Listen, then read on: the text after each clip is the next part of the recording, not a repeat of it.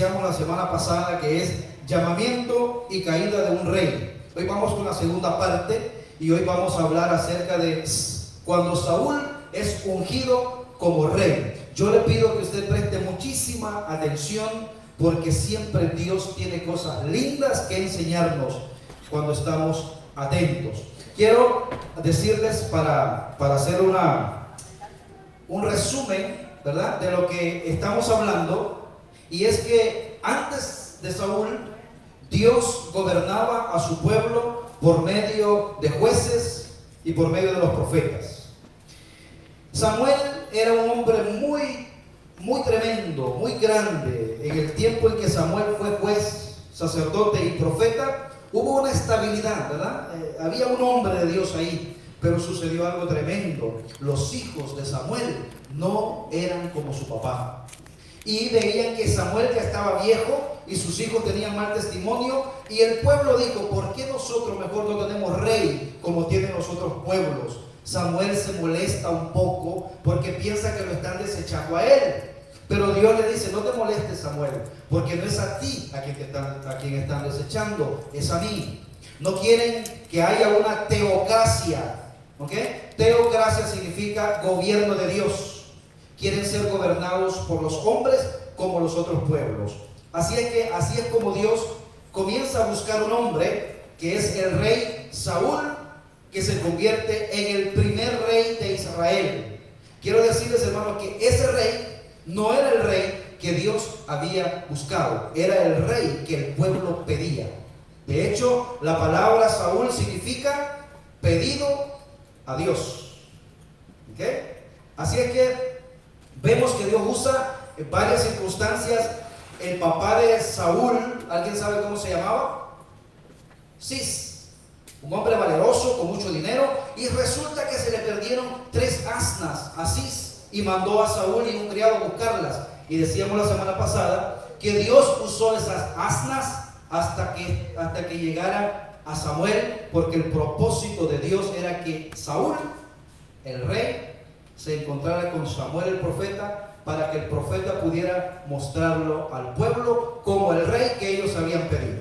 ¿Okay? Este es un resumen que les doy para que podamos entender ahora. Ahora viene la segunda parte, donde Saúl es ungido como rey. Y yo quiero que usted vaya marcando ya en su mente la palabra ungido, que está muy de moda últimamente. Hoy Dios nos va a enseñar mucho acerca de eso, para que usted no sea engañado. Quiero que vayan a la palabra de Dios, 1 Samuel, capítulo 9, los versículos finales, a partir del 22, y vamos a entrar en algunos versículos del capítulo 3. Así es que, si tiene Biblia, abra ahí, 1 Samuel, capítulo 9, versículo 22 en adelante. Si no, vean la pantalla, así nos vamos más rápido, pero quiero que usted siempre rectifique lo que se predica aquí, que esté en la Biblia, ¿ok? Siempre, porque eso es importante para mí como pastor, que usted crea lo que dice la Biblia, no lo que dice el pastor, ¿ok? Vamos a ver, dice la palabra del Señor así, capítulo 9, versículo 22. Entonces Samuel tomó a Saúl y a su criado y los introdujo a la sala, y les dio lugar a la cabecera de los convidados, que eran unos 30 hombres. Y dijo Samuel al cocinero: trae acá la porción que te di, la cual te dije que me guardases aparte. Entonces alzó el cocinero una espaldilla con lo que estaba sobre ella, y la puso delante de Saúl. Y Samuel dijo: he aquí lo que estaba reservado, ponlo delante de ti y come, porque para esta ocasión se te guardó. Cuando dije: yo he convidado al pueblo. Y Saúl comió aquel día con Samuel. En el capítulo 10, versículo 1 dice: tomando entonces Samuel una redoma de aceite, la derramó sobre su cabeza y lo besó, y le dijo: ¿no te ha ungido Jehová por príncipe sobre su pueblo Israel? Vamos a orar. Padre, gracias te damos, Señor. Te pedimos, Padre, en esta hora que nos asista tu Santo Espíritu Porque el Espíritu Santo es nuestro paracleto, es nuestro maestro, es el que nos enseña tu palabra. Permite, Señor, que Él nos enseñe y nos muestre lo que nosotros necesitamos escuchar en este día. Te damos gracias, Señor, en el nombre de Jesús. Amén. Gloria a Dios. Bueno, sucede entonces, ¿verdad?, que Saúl llega y empieza, unas doncellas le dicen: ve que el vidente está por acá, el siervo de Dios está por acá. David y su siervo se reúnen con el profeta, le preguntan al mismo profeta dónde vivía el profeta, porque Saúl no conocía a Samuel, y Samuel le dice: yo soy el profeta, ven conmigo. Y entonces vemos que ya había preparado un banquete, estaba todo preparado, y aún no se conocían. Samuel y Saúl no se conocían. Quiero decir, hermano, que Dios obra de una manera tremenda. Y nosotros, cuando nos acostumbramos a este camino de fe, nos damos cuenta que Dios va uniendo cosas que decimos: pero ¿cómo una circunstancia difícil vino a redundar en esta bendición? ¿Cómo la pérdida de las asnas, que fue tremendo para Cis, el papá de Saúl, y para Saúl, vino a redundar en que ahora Saúl era ungido como el rey de Israel? Nunca cuestionemos cuando pasamos por una circunstancia. No le preguntemos al Señor ¿para qué? O ¿por qué? Sino ¿para qué, Señor? ¿Qué quieres hacer en mi vida usando esto? Entonces dice que Samuel viene y los introduce a la sala, a Saúl y a su criado, y les dio lugar a la cabecera de los convidados. Esto es bien importante, hermanos, que entendamos lo que estaba pasando en el banquete. Porque nosotros no estamos acostumbrados a ese tipo de banquetes, ¿verdad? Nosotros vamos a un lugar y nos sentamos donde bien nos parece. Pero en aquel tiempo, el sentarse en lugares específicos tenía valga la redundancia, su importancia. Entonces Samuel viene y los distribuye, le da los asientos durante la comida de una manera protocolar. Allí va a pasar algo. Les da un lugar de honor que siempre estaba, era un lugar que el anfitrión apartaba para sus invitados. La gente que se sentaba al lado de los reyes o de los líderes siempre era la mano derecha y la otra mano ahí al lado. Los dos mejores hombres se sentaban a su lado. ¿Se recuerdan ustedes que el Señor también con sus discípulos hace esto mismo? Cuando el Señor dice que lo iban a entregar, Judas estaba sentado al lado de él, lo cual quiere decir que Judas tenía una relación íntima con Jesús. Por eso cuando vienen a arrestar a Jesús, dice: amigo, ¿a qué vienes? O sea, le dice amigo, porque Jesús sí es un amigo sincero. A veces no sabemos nosotros la intención que tienen otros amigos, pero Jesús sí, con Él sí podemos confiar. Entonces dice que viene aquí y empieza, no solamente el asiento era importante ahí, sino también la parte de la comida que se le iba a dar a ese invitado especial. Dice que apártame la espaldilla, ¿verdad? Dice: entonces alzó el cocinero una espaldilla con la que estaba sobre ella y la puso delante de Saúl. Esta espaldilla era comida reservada especialmente para los sacerdotes. Si usted ve, de los sacrificios había una parte que ellos tenían que comer. En esa cultura, cada comida tenía una porción especial que le era asignada a aquel que el anfitrión quería honrar. Samuel quería honrar a Saúl. Saúl fue especialmente honrado en esta comida, y podemos especular que Samuel estaba interesado en ver cómo reaccionaba Saúl al ser honrado. Le voy a decir una cosa, hermanos: la gente a nosotros siempre nos está observando. Y cuando usted es honrado, cuando alguien es cortés con usted, la gente ve cómo usted reacciona. Si usted es humilde, va a decir: no tenía por qué hacerlo, ¿verdad? O no sé, pero la gente ve y dice: oye, ¿cómo eres? ¿Cómo te comportas cuando eres honrado por alguien? Bueno, Samuel estaba observando cómo era la actitud de Saúl. Ahora, déjenme decirle, hermano, que Saúl, aparte que era un hombre alto, ¿qué más, mujeres? ¿Se acuerdan? Hermoso. La hermana todavía dice hermoso. Hermoso, y dice que era fuerte, hermoso, no había otro como él en Israel. Pero aparte de ser alto y hermoso, era un hombre que era un joven con buenos sentimientos, obediente. Fue a hacer lo que su papá le mandó. Otra cosa también, cuando ya las asnas ya no las encontraba, dijo: regresemos a casa, porque puede ser que mi padre ahora ya no esté preocupada por las asnas, sino por nosotros. O sea, era un joven de muy buenos sentimientos hasta ese momento. Por eso que al principio, la semana pasada yo decía, es bueno comenzar bien, es bueno mantenerse bien y es bueno terminar bien. Ese es lo ideal en la vida. Pero a veces la gente comienza bien, al principio son humildes, ¿verdad? Si no, vea usted cuando nosotros venimos a este país, casi que venimos con ese palito y una bolsita aquí, pero humildes, ¿verdad? Humildes. Pero pasa un año y ya botamos ese palito y ya tenemos una postura diferente y después se nos olvida cómo somos. Es lindo, hermanos, que pase el tiempo y usted sea la misma persona. O sea, más educada, por supuesto, ¿no? Porque este país lo educa a uno. Busque la forma de educarse, pero que no se le vaya a subir, porque eso ya habla mal de usted. Entonces Saúl comienza bien. Samuel lo estaba observando, cómo se comportaba cuando era honrado. Si recibimos honor humildemente, sin darle mucha importancia, porque puede ser decir, no, pues yo me lo merezco, ¿no?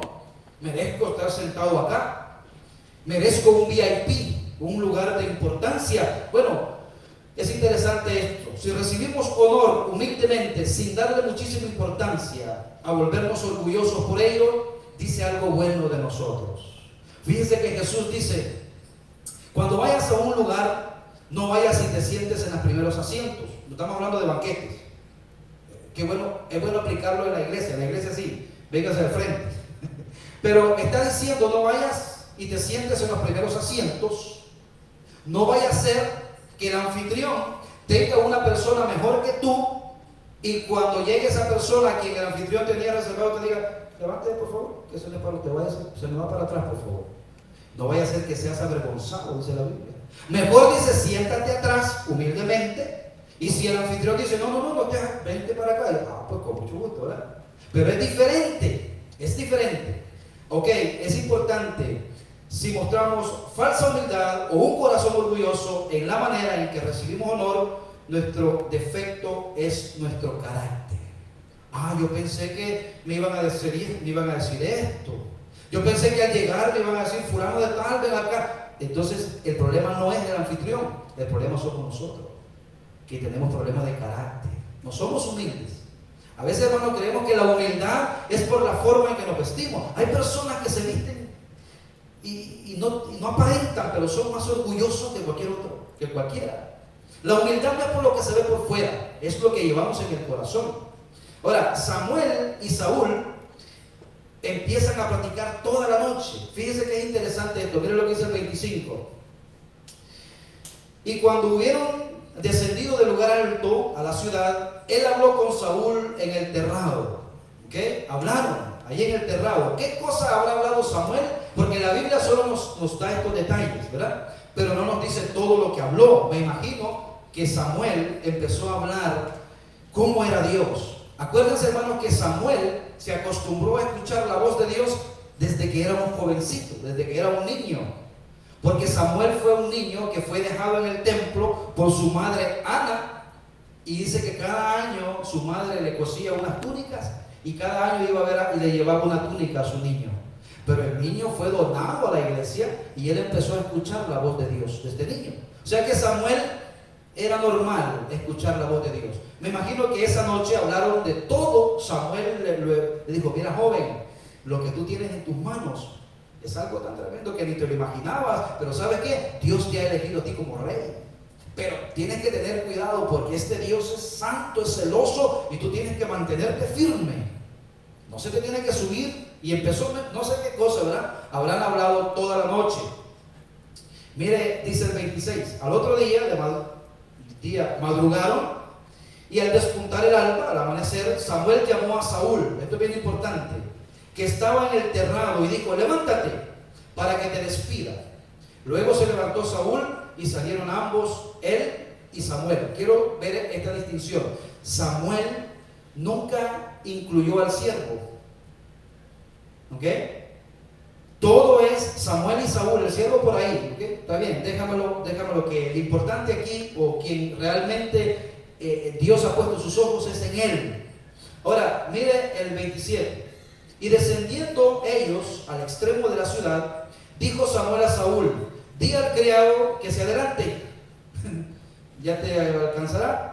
Y se adelantó el criado. Esto es importante, hermanos, porque lo que viene ahora es algo privado, es algo entre Samuel y Saúl. Mas espera tú un poco para que te declare la palabra de Dios. Tremendo.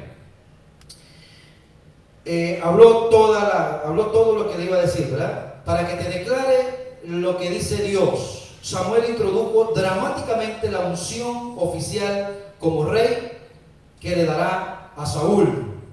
Samuel, ahora sí vamos ya al versículo 10, al capítulo 10, versículo 1. Saúl es ungido como rey de Israel. El 10:1 dice, y esto es bien importante: tomando entonces Samuel una redoma, diga una redoma. ¿Qué es una redoma? Una redoma es un vaso de lo que están viendo ahí, ¿verdad? Un cántaro, ¿verdad? Esa es una redoma de aceite. Y lo derramó sobre su cabeza y lo besó y le dijo: ¿no te ha ungido Jehová por príncipe sobre su pueblo Israel? Tomando entonces una redoma. Esto es importante, hermanos. Esta es una unción literal. Samuel traía una redoma de aceite, un cantarito, una vasija de barro llena de aceite, y se lo derramó directamente en la cabeza a Saúl. Esa era una manera de ungir, ¿verdad? La palabra ungir significa frotar o rociar, aplicar ungüento o líquido aceitoso. Esa es en su forma literal. ¿Ok? Yo quiero que entienda una cosa. Esa es una manera literal y tenía un simbolismo. El aceite en la Biblia tiene un simbolismo. El símbolo, lo que simboliza el aceite es el Espíritu Santo. ¿Ok? Pero la idea de la unción es mucho más grande que esa parte física. Por ejemplo, cuando hay un bautismo en agua, eso es un símbolo. Pero lo que representa en el corazón es más que mojarse. Es algo más grande. Bueno, en ese sentido, echarle aceite en la cabeza a alguien, que era una unción, va mucho más allá que el aceite. Lo que pasa en el corazón. Lo que sucedió con la cabeza y el cuerpo de Saúl era una imagen de lo que Dios hizo en él espiritualmente. En ese momento Samuel le estaba diciendo: tú eres una persona apartada por Dios para servirle. La unción lo que hace en la vida de un creyente es apartarlo para Dios, para servirle al Señor. Nos damos cuenta que Saúl no era el hombre elegido por Dios, sino pedido por el pueblo. ¿Por qué? Porque Samuel usó una redoma, y esto es bien importante. Dios estaba satisfaciendo sus caprichos de tener un rey al pueblo, ¿verdad? Le estaba satisfaciendo. Debemos tener cuidado, mis amados hermanos, porque sabemos que Dios no estaba contento con el rey que habían pedido. Es más, Dios le dice a Samuel: el pueblo me ha rechazado a mí y ya no quieren que yo los dirija, sino quieren tener un rey. Ahora, eso es importante, porque muchas veces nosotros podemos confundir nuestros caprichos con la bendición de Dios. Ese no era en ese momento la bendición de Dios para el pueblo de Israel, pero era un capricho que Dios se los... Y decíamos la semana pasada, ¿verdad?, que a veces como nuestros hijos que nos dicen: quiero esto, no, quiero esto, y tanto molestar, le dicen: ok, tenlo, pero nuestro corazón no está contento. Sabemos que obtuvieron algo en contra de nuestra voluntad, no estamos contentos, y cuando lo vemos, no quiero ver, porque sabemos que no se lo hicimos, no lo obtuvo con nuestro favor. Bueno, eso estaba pasando aquí. Samuel estaba ungiendo a Saúl, pero no era lo que Dios en ese momento quería. Debemos tener cuidado con eso. Saúl era el rey de acuerdo al corazón del pueblo. Y ya quiero que ustedes vayan pensando en un rey de acuerdo al corazón de Dios. ¿Quién es ese? David, un rey conforme al corazón de Dios. Pero este Saúl era un rey conforme al corazón del pueblo. Si usted sigue las siguientes predicaciones que vamos a tener, usted va a ver cómo Saúl cae, cómo ese hombre tan apuesto, tan hermoso y con tanto favor de Dios termina. Le voy a dar para que venga, se suicida Saúl. Cómo en la vida podemos tener tantas cosas, tanto favor, tantas bendiciones, pero cuando nosotros descuidamos a Dios, todo se pierde. ¿De qué le sirve al hombre tener el mundo en sus manos y si pierde su alma? Por eso tenemos que tener cuidado, porque podemos comenzar bien, mantenernos bien, pero ¿cómo vamos a terminar? Cuidado con nuestra vida, hermanos. Nuestra vida también es así, tenemos que mantenernos firmes. Saúl era el rey según el corazón del pueblo. Mire, en la unción de los reyes elegidos por Dios no se usaba una redoma. ¿Sabe lo que se usaba? Un cuerno, que es un símbolo de poder. 1 Samuel 16. Ahí está. Dice la palabra del Señor. Y el Señor dijo a Samuel, ahora sí, mire, estamos en el capítulo 10, ¿verdad? De 1 de Samuel. Pero 4 capítulos más adelante, o sea, ya cerquita, ya Dios está ungiendo al verdadero rey. ¿Qué pasó con Saúl? ¿Qué hizo que Saúl cayera y Dios se olvidara de Saúl? Esas cosas las vamos a ver la próxima semana. ¿Por qué cayó Saúl?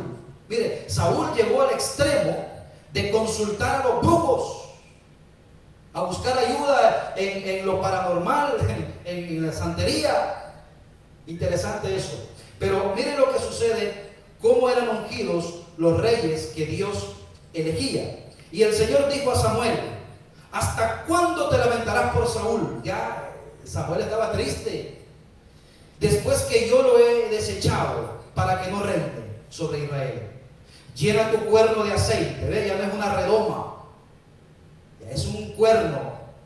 Y ve y te enviaré a Isaí de Belén, porque de entre sus hijos he escogido un rey para mí. ¿Quién lo escogió? Dios escogió ese rey. Y a Saúl lo escogió el pueblo. Hay dos cosas que se parecen, hermano: lo que yo obtengo por mi propia fuerza y lo que realmente Dios tiene para mí. ¿Estoy disfrutando de lo que Dios tiene para mí o estoy disfrutando de lo que yo me he ganado? Eso es mucho esfuerzo y nunca satisface. Dice la Biblia que es mejor lo poquito pero en paz, y no lo mucho y en problemas, ¿verdad? Ahora, el ungir o el ritual de poner aceite sobre un rey es un simbolismo de ser apartado para Dios. Aquí, hermanos, yo quiero que nosotros vayamos entendiendo ya qué tiene que ver eso con mi vida, qué tiene que ver eso conmigo. El aceite en el Antiguo Testamento es un símbolo de que se recibe la vida de Dios, o que algo es apartado para Dios. Esta es la primera vez, hablando de Saúl, que la Biblia habla de que una persona es ungida. Anteriormente se ungían otras cosas. Se ungía el templo, se ungían los utensilios que estaban en el templo, que eran apartados para Dios. En una ocasión, las copas de oro y todo el tabernáculo, todo lo que estaba dentro de ahí era ungido, porque eran instrumentos separados para servir a Dios. En una oportunidad, ya esto es como un paréntesis, el rey Nabucodonosor destruyen el templo y se llevan los copones de oro, se llevan todo, ¿verdad? Y entonces después el rey Belsasar, su hijo, se pone en una borrachera en el imperio y dice: oye, ¿sabe qué? ¿Por qué no me traen las copas de oro que trajimos de allá del templo de Jerusalén? Y se puso a querer tomar, como blasfemia, querer tomar en esas copas. Bueno, esa misma noche se murió. Ahora, es interesante eso. Yo quiero decirle que en el Antiguo Testamento la unción significa apartamiento y separación. Ya vaya pensando en su vida. Mire, el tabernáculo, Levítico capítulo 8, versículos 10 y 12, dice: Y tomó Moisés el aceite de la unción, ojo con eso, y ungió el tabernáculo y todas las cosas que estaban en él y las santificó. Santificar significa apartarse. Siempre que usted oiga unción es apartarse. ¿Okay? Y roció de él sobre el altar 7 veces. Perfección. Ese es el número 7. Y ungió el altar y todos sus utensilios y la fuente y su base para santificarlos, y derramó del aceite de la unción sobre la cabeza de Aarón. En este sentido, él era sacerdote, y lo ungió para santificarlo. Ojo, estaban íntimamente ligados la unción con el aceite. ¿Por qué? Porque es el Espíritu Santo el que unge al cristiano.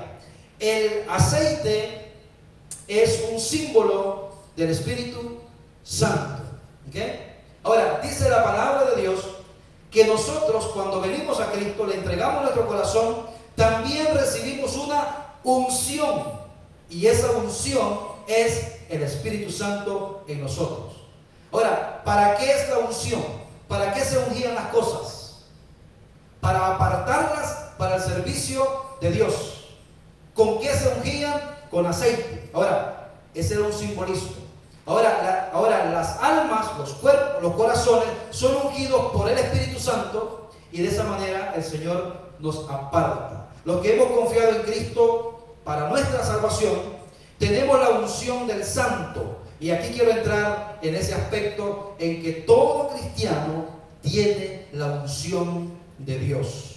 En el Nuevo Testamento encontramos la palabra unción, que es crisma, solo en 2 ocasiones, ambas en el mismo libro y en el mismo capítulo. Primera de Juan 2, 20 y 27. Dice la palabra de Dios así. Esta carta, hermanos, la carta de Juan, porque Juan tiene su evangelio, pero estas son epístolas, que son cartas universales, que son para toda la iglesia. Dice, pero vosotros tenéis, ¿la qué? La unción del Santo, y conocéis todas las cosas. El versículo 27 de ese mismo capítulo dice, pero la unción que vosotros recibisteis de Él permanece en vosotros, es el Espíritu Santo, y no tenéis necesidad de que nadie os enseñe, porque el Espíritu Santo es nuestro Maestro. Así como la unción misma os enseña todas las cosas, y es verdad y no es mentira, según ella os ha enseñado, permanecer en Él. Ok, ¿qué estaba pasando aquí? El apóstol Juan estaba dirigiendo esta porción de la epístola principalmente a combatir las herejías que se estaban infiltrando en la iglesia y que estaban minando las columnas de la fe cristiana. ¿Cuáles eran las herejías? Que falsos maestros estaban enseñando que Cristo no se había encarnado y que no era el Hijo de Dios. Por eso Juan más adelante dice, aquel que no cree que Jesucristo es el Hijo de Dios, el que no tiene al Hijo no tiene al Padre. Y decimos nosotros en esta ocasión, si usted no tiene a Cristo en su corazón, usted no tiene camino o una vía directa al Padre, ¿verdad? Todo aquel que niega al Hijo también niega al Padre. Falsos maestros estaban enseñando esto. La exhortación del apóstol va directamente a que no oigan, ojo con eso, no oigan a otros maestros, porque ellos ya conocen la verdad. Si usted tiene el Espíritu Santo, hermano, en su corazón, es bien difícil que a usted lo vayan a engañar, porque el Espíritu Santo le activa los sentidos espirituales. Cuando usted tiene el Espíritu Santo, usted dice, usted va a un lugar y dice, aquí tiene un olfato espiritual, aquí como que hay algo raro en el ambiente, veo que hace movimientos extraños, y usted empieza a sentirse incómodo porque se da cuenta que eso no es correcto, o empieza también, tiene oídos espirituales, empieza a oír cosas y dice, eso no es lo que yo he oído que dice la Biblia. Entonces el Señor, el Espíritu Santo, la unción, lo empieza a usted a guiar sobre toda la verdad. No tiene necesidad de que nadie os enseñe nada. Ojo, hermanos, no existen niveles de unción. ¿Ha oído usted últimamente que dicen, no, porque va a estar aquí el ungido de Dios? ¿Ha oído eso? El hombre de Dios, el varón de Dios, el ungido de Dios. O a veces hay personas que predican de una manera más estrepitosa, saltan, sudan y van para allá y van para acá. Y la gente dice, ese hombre está ungido. ¿Ha oído eso usted? Yo recuerdo un amigo que me decía, mira, la predicación estuvo tan buena, así saltaba el pastor. Yo dije, bueno, ¿y qué? Ungido el hombre. Eso no es lo que dice la Biblia. Usted puede saltar y dar vuelta a lo que sea, pero eso no es una señal de que usted... Ungido en la Biblia es el sello del Espíritu Santo en el corazón de las personas. ¿Ok? Ahora, esta unción es más fresca cuando usted viene a Cristo y es sellado por el Espíritu Santo. Usted tiene la unción de Dios. Ahora, esta unción es más fresca y real en mi vida en la medida en que me someto al señorío de Cristo. Yo siempre ilustro esto. El Señor, nosotros somos una casa. Dice la Biblia que ahora el Espíritu ya no habita en templos, en casas hechas de hombres, sino ahora habita en el corazón del creyente. Entonces, el Espíritu Santo entra en mi vida y empieza, y cuando entra en mi vida es como cuando uno entra al cuarto de un joven de 13, 14 años, que está eso desordenado. Entonces, cuando el Espíritu Santo viene a la vida de un nuevo creyente y se asoman adentro, dice el Espíritu Santo, ¿y qué huracán pasó aquí? Un desorden en nuestra vida, un montón de prácticas que no agradan a Dios, y el Señor dice, yo quiero obrar en este corazón. ¿Y sabe qué? El Espíritu Santo empieza a tomar espacio en la medida en que yo le permito al Señor. No, el Espíritu Santo en la sala de mi casa sí, no entres a mi cuarto. Hay espacios en mi vida que yo no quiero que me las controle el Señor. Entonces, a medida que usted le va dando más espacio al Señor, usted se va llenando del Espíritu Santo. A eso se le llama la llenura del Espíritu Santo. ¿Ok? Eso sí, pero no es niveles de unción. Todo cristiano está ungido porque tiene al Espíritu Santo. Ahora, hay dos cosas. Jesús es mi Señor, es mi Salvador, gloria a Dios, Él me salvó, pero también Él quiere ser mi Señor. O sea, Él quiere gobernar mi vida, y ahí es donde unos le permiten más y otros menos, y por eso se ve la diferencia. Pero no es que haya niveles de unción. De esa forma yo soy lleno y controlado por el Espíritu Santo. Miren, la Biblia nunca nos manda a buscar niveles de unción. La Biblia nos manda a ser llenos del Espíritu Santo. Amén. Lleno significa darle lugar al Señor. Miren, el ejemplo máximo de llenura del Espíritu Santo es el Señor Jesucristo. Y Pablo le sigue. El Señor Jesucristo dice que no hacía absolutamente nada si no era la voluntad del Padre. Tremendo eso. Pablo más adelante dice, sean imitadores de mí como yo lo soy de Cristo. Y Pablo dice, yo estoy muerto, estoy crucificado. Entonces, esa medida está para nosotros. Usted disfrutará de la gracia y del amor de Cristo de la manera en que usted lo quiera. Si usted quiere que Cristo sea su Salvador nada más, pero que no se meta en su vida, bueno, usted vivirá una vida que no entenderá mucho de lo que dice la palabra de Dios. Por eso Dios desea que cada cristiano sea lleno del Espíritu Santo. Ahora, en el Nuevo Testamento nadie puede tener la unción sin tener al Espíritu Santo. Por lo tanto, si eres creyente, no puedes pedir, Señor, que te unja. Fíjense que hay una alabanza que nosotros cantamos a veces, y estudiando estos pasajes me daba cuenta yo que decimos, Señor, úngeme, úngeme, úngeme. Bueno, si no eres cristiano, sí.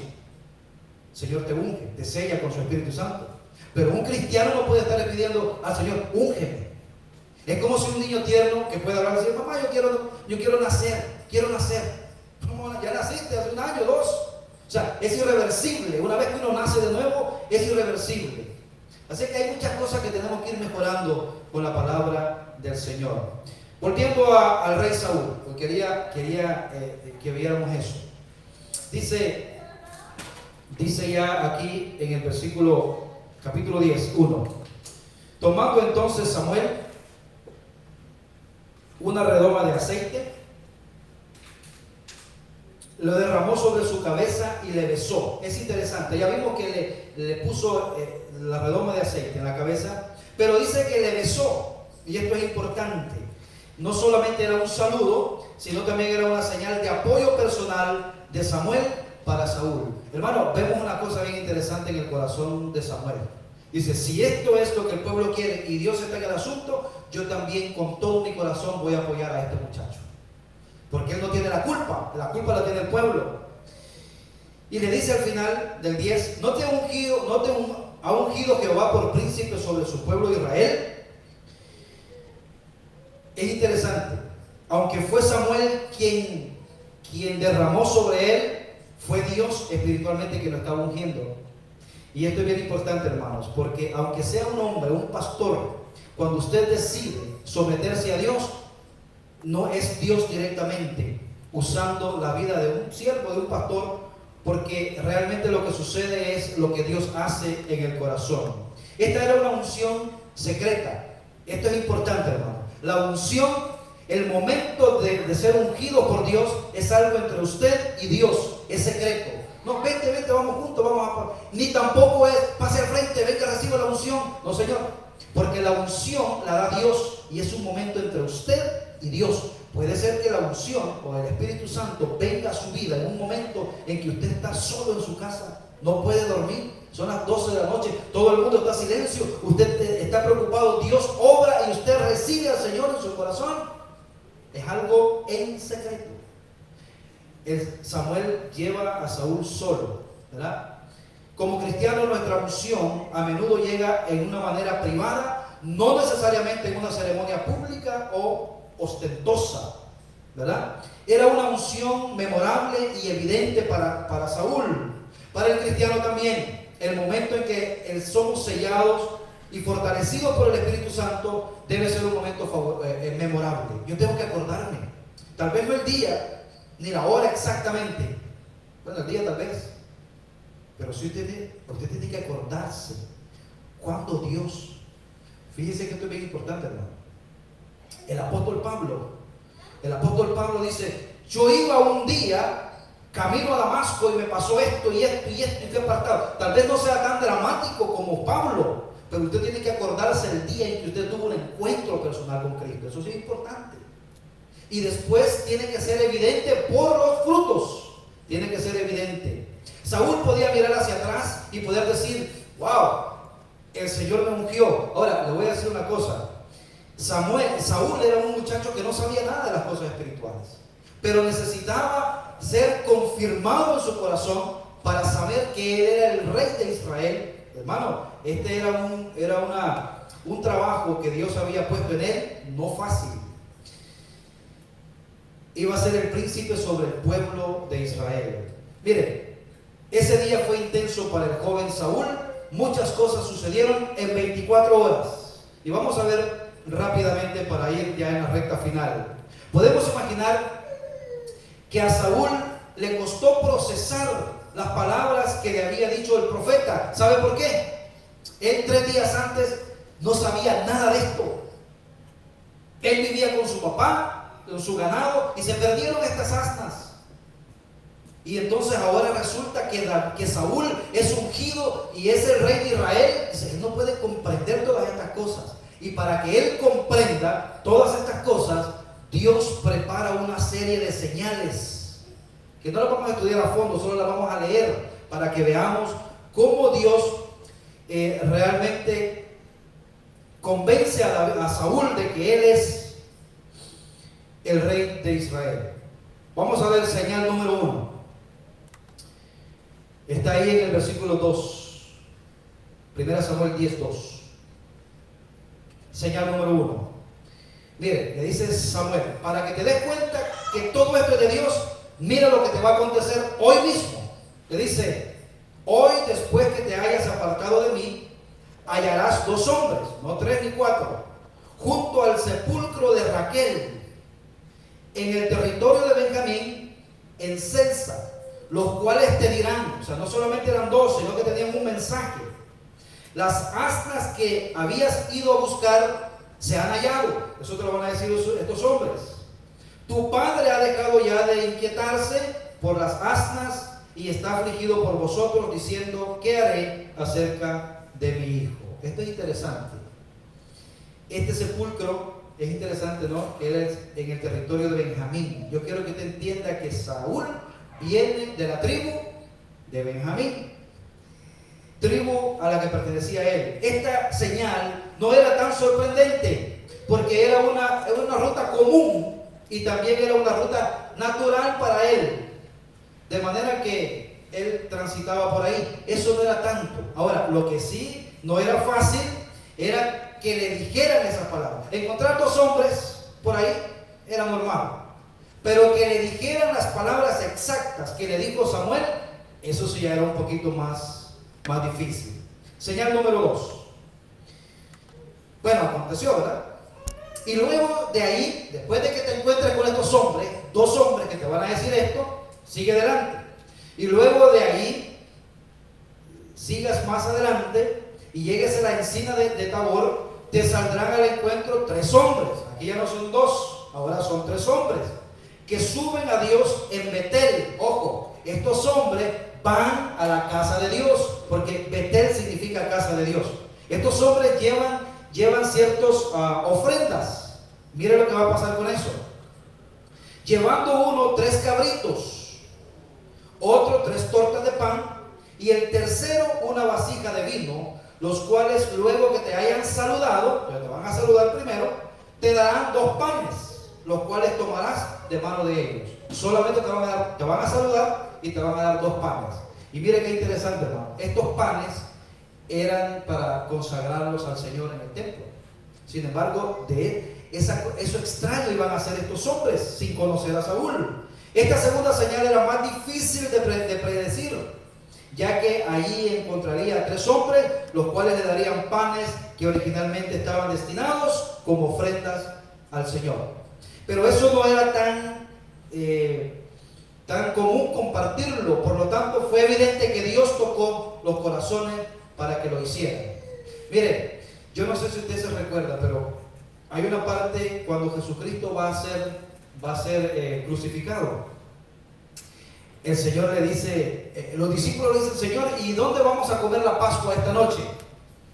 Y le dice: bueno, ya el lugar está preparado, ¿verdad? Vayan ustedes, y cuando lleguen a tal lugar, le dice Jesús, van a ver a un hombre que lleva un cántaro. Algo totalmente diferente, porque las mujeres eran las que llevaban el cántaro. Pero donde vaya este hombre, síganlo, y cuando lleguen y lo encuentren, le dicen: ¿dónde está el lugar preparado para mi Señor? O sea, que vemos nosotros cómo esto en el Antiguo Testamento sucedía con los profetas de Dios, y Cristo, que era el Hijo de Dios, pero profeta también obra de esta manera. Ahora, vamos a ver la señal número 3. Eso pasó, ¿verdad? Encontró a los hombres, le dieron los panes y dijo: wow, esto está tremendo.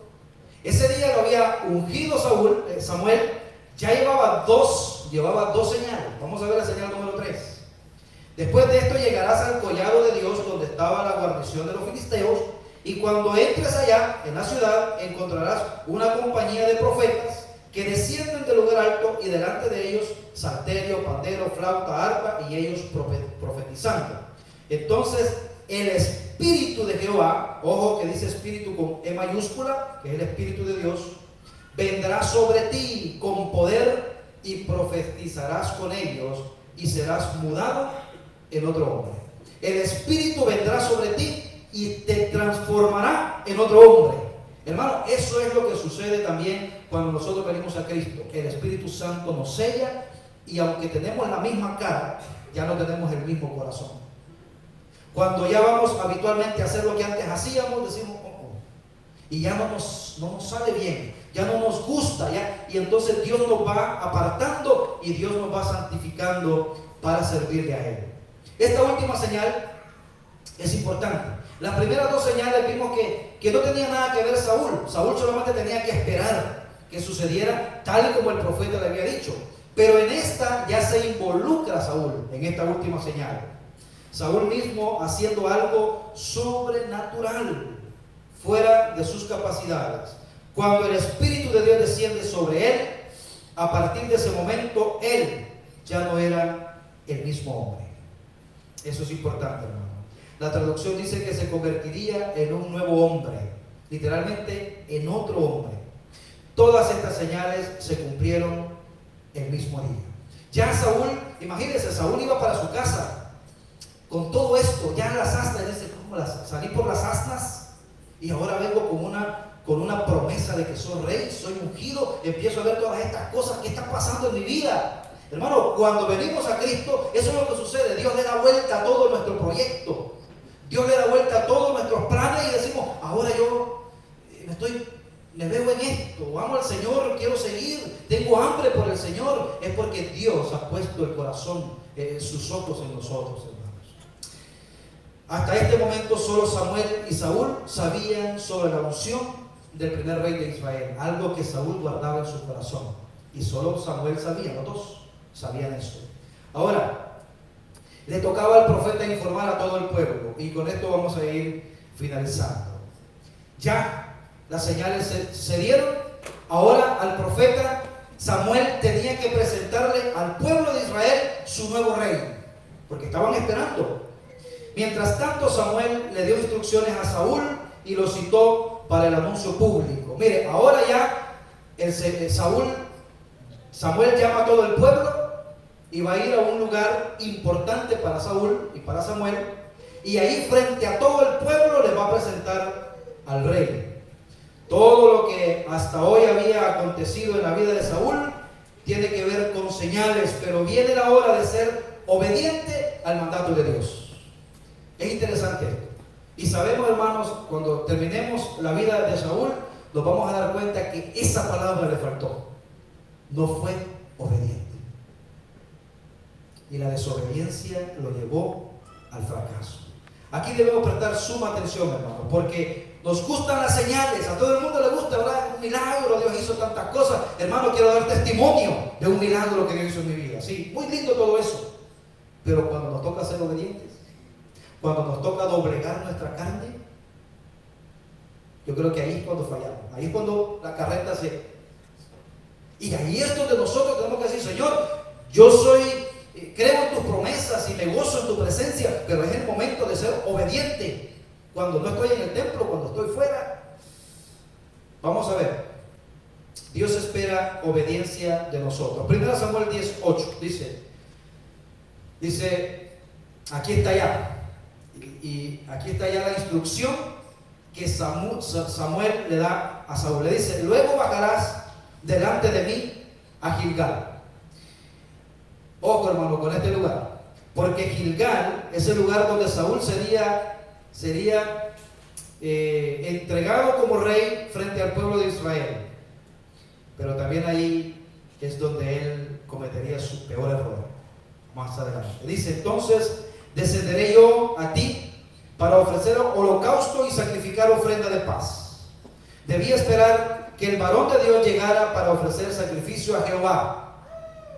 Mire, dice el versículo al final. Espera, ¿cuántos días? 7 días, hasta que yo venga a ti y te enseñe lo que has de hacer. Qué tremendo, ¿no? Ahora ya Saúl dice, ahora ya sé todo esto, tengo todas estas señales, ahora yo tengo que obedecer. Hermano, esa palabra me llama la atención. Y con esto voy finalizando. Esperar. Espera 7 días. ¿Cuántas veces nos hemos adelantado 1 minuto y decimos, ay, si hubiera esperado 1 hora por lo menos, no hubiera hecho esto? Ya venía la respuesta.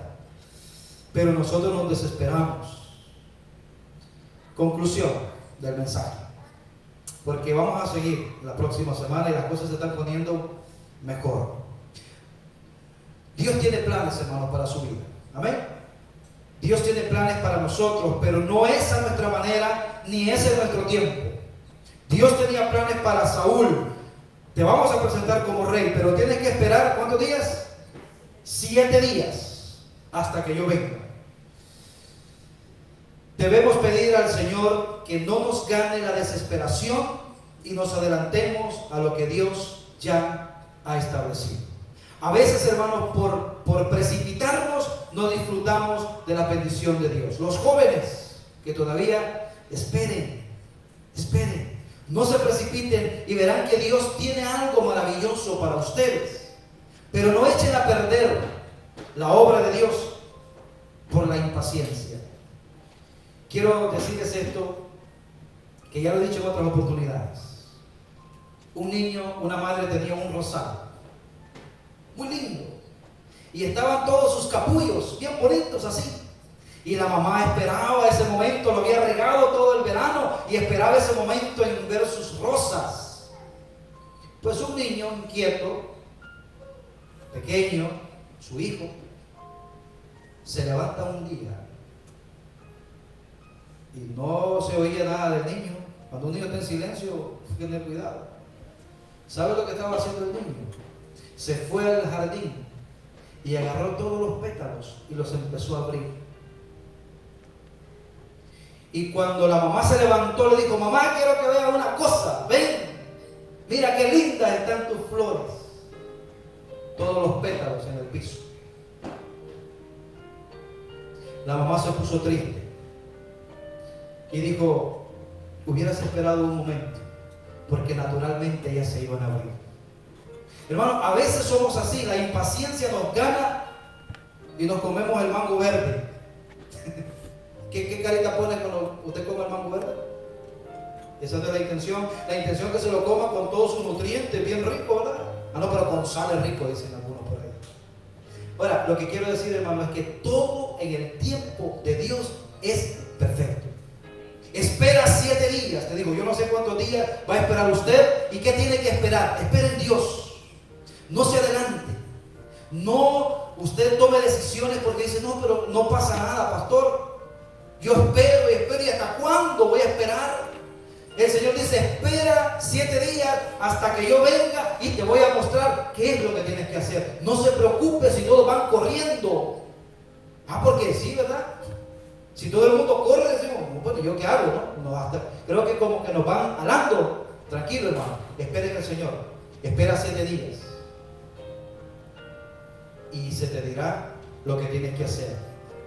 Este lugar donde el rey es proclamado siguiendo las instrucciones, también es el mismo lugar donde Saúl cometió su peor error, que le costó su reino y finalmente su vida. En otras palabras, la obediencia es nuestra única responsabilidad como hijos de Dios. Fíjense que todo lo sobrenatural para Saúl, él no tenía nada que hacer. Todas esas señales le pertenecían a Dios. Ve y verás que te salen 2 hombres. Ve y verás que salen 3. Ve y vas a profetizar con los profetas. Ve todo. Pero hay un momento donde se le dice: ahora tú tienes que ser obediente. Mire, la obediencia, apréndalo hoy, es la única responsabilidad que tenemos nosotros como hijos de Dios. Lo sobrenatural le corresponde a Dios. A nuestros niños cuando están en la escuela les decimos: tú no trabajas, tú no pagas renta, tú no tienes que hacer nada. Lo único que tienes que hacer es estudiar. Esa es tu única responsabilidad. Y los muchachos dicen: ¿qué? Amén. Están tristes porque ya van a entrar a la escuela. Esa es tu responsabilidad, de estudiar. Nosotros nos encargamos de todo. Bueno, el Señor dice: tu responsabilidad es obedecer. Yo me encargo de todo, dice el Señor. ¿Es grande el problema? Sí, es grande. ¿Se ve difícil? Sí, se ve difícil. Pero para Dios no hay nada imposible. Lo único que tenemos que hacer es esperar en Dios. Ayúdanos, Señor, a esperar, y a esperar tranquilos, no enojados, sino con gozo, mientras espero en el Señor. Sé que es difícil, pero es lo mejor. Vamos a ponernos en pie y vamos a cantarle a nuestro Señor en esta tarde. Mientras nos preparamos para cantar, quiero que cierren sus ojos por un momento.